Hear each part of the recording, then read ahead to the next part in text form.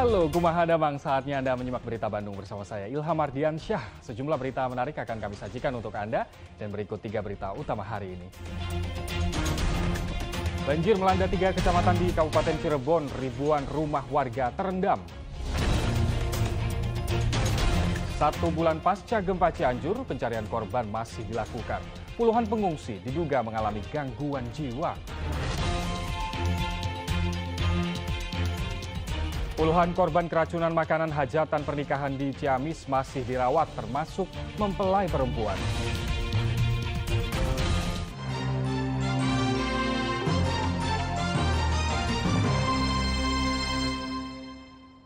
Kita ke informasi pertama, banjir melanda 3 kecamatan di Kabupaten Cirebon pada Selasa malam dan mengakibatkan ribuan rumah warga terendam.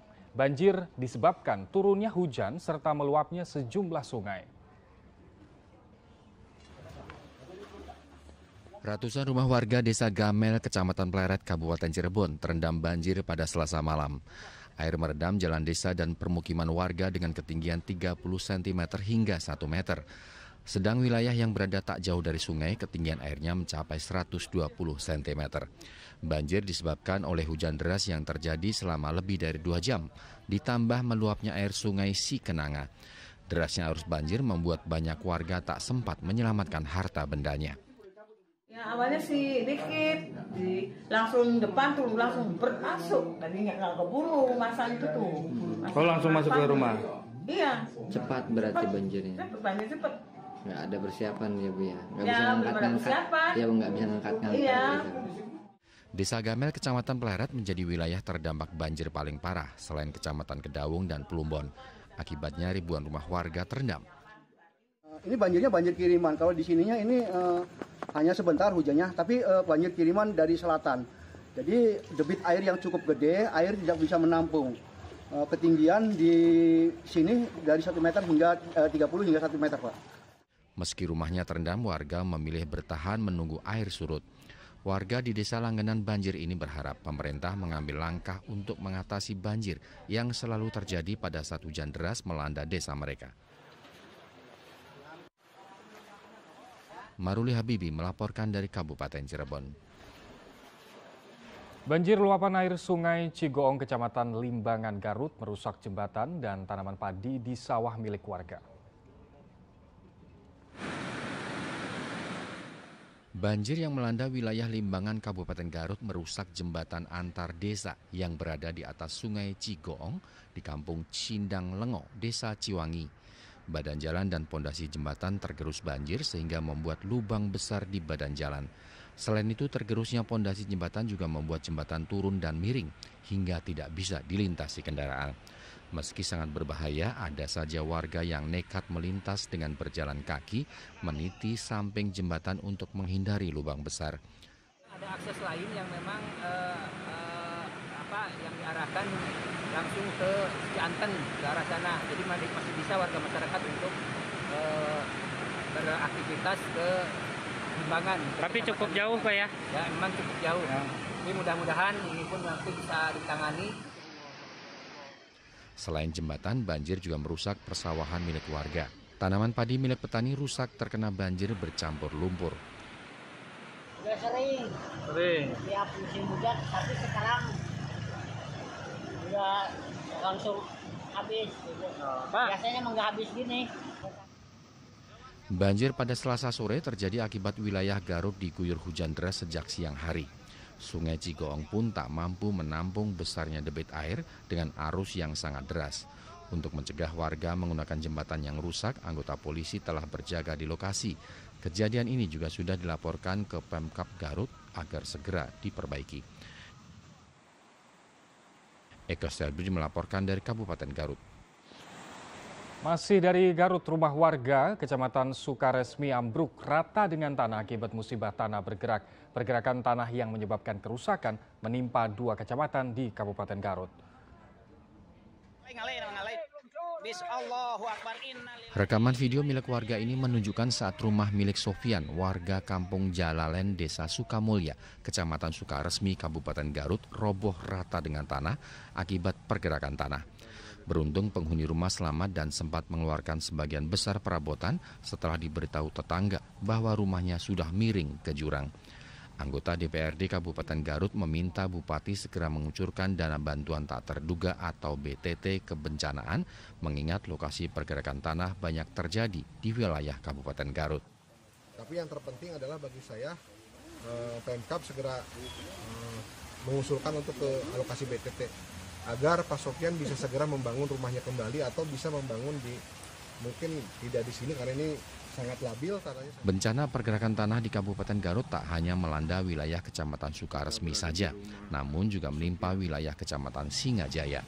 Banyak rumah warga yang rusak akibat pergerakan tanah, namun tidak sampai memakan korban jiwa. Eko Setiabudi melaporkan dari Kabupaten Garut. 1 bulan pasca gempa Cianjur, tim SAR gabungan kembali menemukan 2 jenazah korban yang tertimbun di Desa Cijedil, Kecamatan Cugenang. Sementara itu puluhan orang pengungsi korban gempa terpantau mengalami gangguan jiwa setelah gempa terjadi.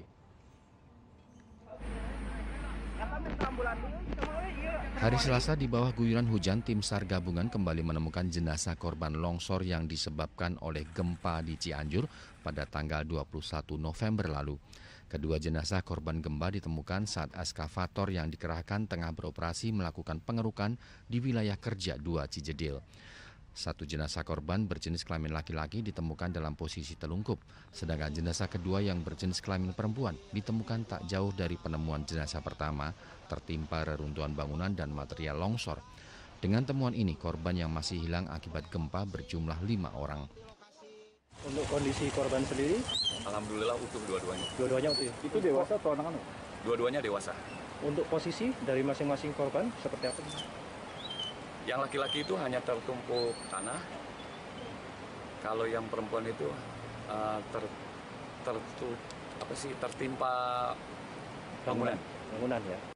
1 bulan pasca gempa, Dinas Kesehatan Kabupaten Cianjur menemukan 61 orang pengungsi mengalami gangguan jiwa ringan hingga berat.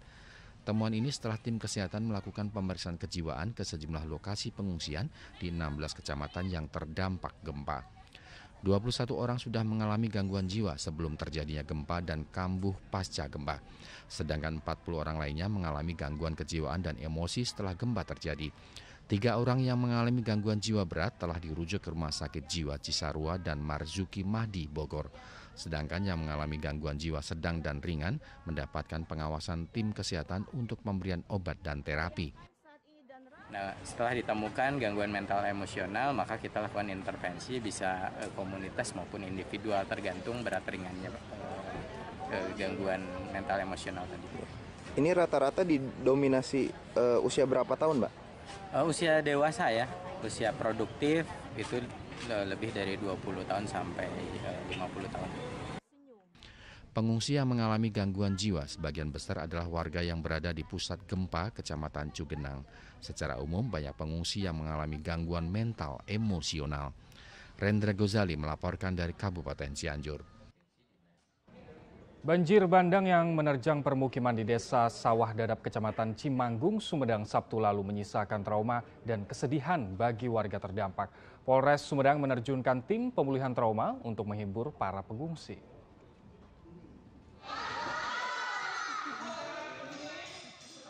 Keceriaan terlihat saat tim pemulihan Trauma Healing Center dari Polres Sumedang menghibur warga terdampak banjir bandang di salah satu posko pengungsian di Balai Desa Sawah Dadap, Kecamatan Cimanggung pada Selasa lalu. Tak hanya anak kecil, orang dewasa juga sangat antusias mengikuti permainan ketangkasan yang disuguhkan. Para pengungsi mengaku masih trauma dan was-was akibat banjir bandang yang memporak-porandakan perkampungan mereka. Biasa anak-anak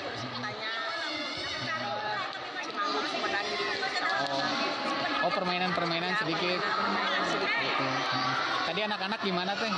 Kelihatan semangat gitu. Cukup menghibur teh ini teh buat anak-anak. Menghibur sekali. Jadi anak-anak pada senang. Permainan dan hiburan bagi korban banjir adalah salah satu cara untuk memulihkan trauma psikologis warga. Dengan melakukan aktivitas fisik dan interaksi sosial yang menyenangkan, tingkat kecemasan dan stres para pengungsi bisa berkurang. Mengadakan program trauma